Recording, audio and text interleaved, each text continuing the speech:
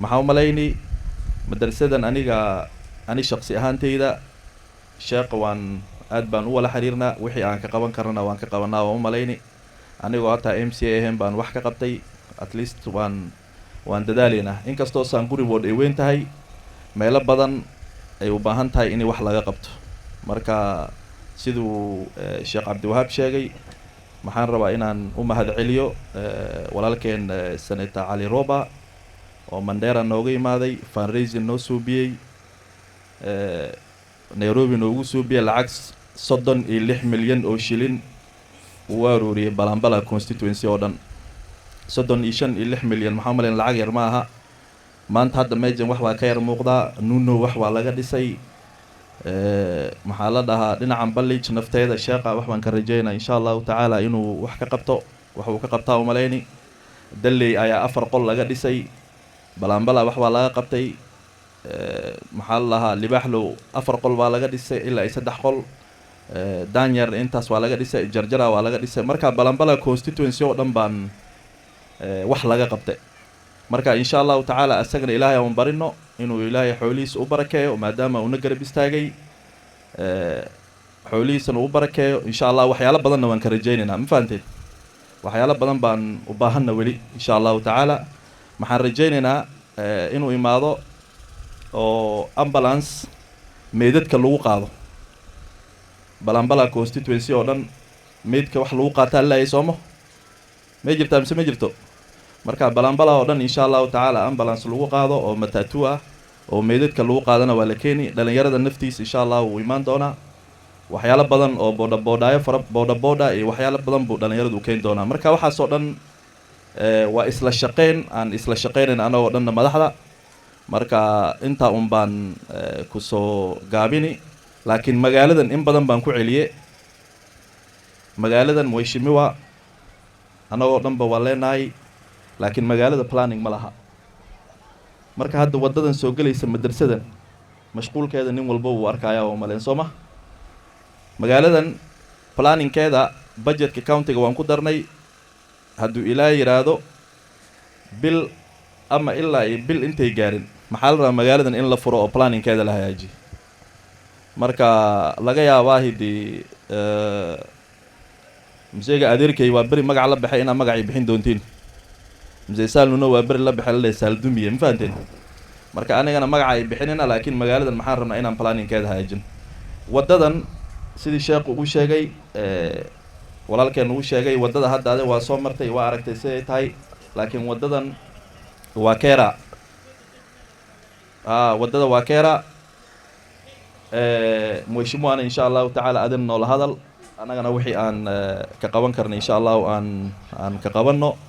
laakiin wadadan wali maxaan codsan lahayn adiga iyo Mheshimiwa Cabdi Umar Shuuriye maadaama adiga inta laga soo dooranin laakiin inta waa xaafadi Cabdi Umar ina isla qabsatiin maalin hore madaxweynaha maxaa malayn uu imaade Mandera uu aaday wajeer buu imaaday intaas oo waduu yuu bixiyay marka maxaan codsan lahayn wadadan maadaama ay sola ugu weyn ay ku taala Sangur barigi madaxweyne Uhuru maxaa malayn project buu bixiyay oo magaaladan ilaa iyo Shabax in la keenay laami meel ay ku dhamaatana ma sheey karno meel ay aadana ma sheey karno arinta iyada in la daba kaco oo anagana wixii aynu caawin karno insha Allah wada garab nooga baahatiin diyaar baa ineenahay bal wadada project la bixiyo Uhuru Kenyatta waqtigiisa uu bixiyay meel aad in noola weydiyo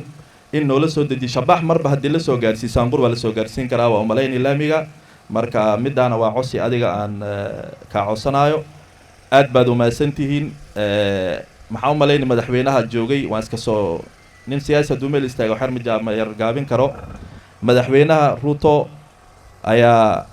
gobolka Northeastern maalin horna la joogay darrad buu naga tagay horta aad baa loogu reer Gaaris oo dhan aad bay u maasan yihiin siday u soo dhaweeyeen madaxweynaha annagana diyaar maxaan u nahay madaxweynaha inaan garab istaagno waayo hadda dagaalka socday sida Maxamed uu sheegay ninka waa nin culimo ah safarta horna waan isla istaagnay haddana kursi warwaa u malay markii inta aan imaano mar walba oo nafaas baa aad buu u hadlaa marka aniga nafteyda inaan graduate gareeyaan rabaa oo MCA iska dhaafo oo wax kor raasado ninkaana bal aad u fiiriya insha Allah taala arrintaa iyada maxay keentay hadal fara badan buraha bulshada hadallo fara badan bay ka keentay soomaalida maxay noqotay in la soo fiiriyo maadaama madaxweynaha uu ka qaado vetting wixii la dhahayay duqey waa meel fadhiisani vetting baa la soobinay ninkii kibaandhaha ruuxii kibaandha rabo baraha bulshada arrimo fara badan bay yay keentay shalay u dambeysay nimankan walaalaheen oo kikuuyada waa iyaga waanba iska ogeenbo laakiin madax kale oo fara badan oo kenyaan ah ayaa arrintaa shalay aada oga hadleen oo ay dhaheen vettingka laga qaadayo northeastern sharci darro waaye marka annaga maxaa leenahay sharci darro maaha annaga kenyaan baan nahay xaq baan u leenahay inaan helno basaboor inaan helno ID sida iyaga xaqay ugu leeyihiin ba annagana ugu leenahay marka maxaan rabnaa inaan u sheegno governaga Natembeya oo ka ah governor Trans Nzoia in annaga kenyaan aan nahay waddankanna aan xor ku nahay annaga waddankan general baan ka soo ahayn waddankan mar baan badbaadinay 1982 kub haddana maalin horena waan badbaadinay walaalkeen maxaa u malaynay nin Soomaali waa badbaadiyay annaga dad maxaan nahay waddani waddankan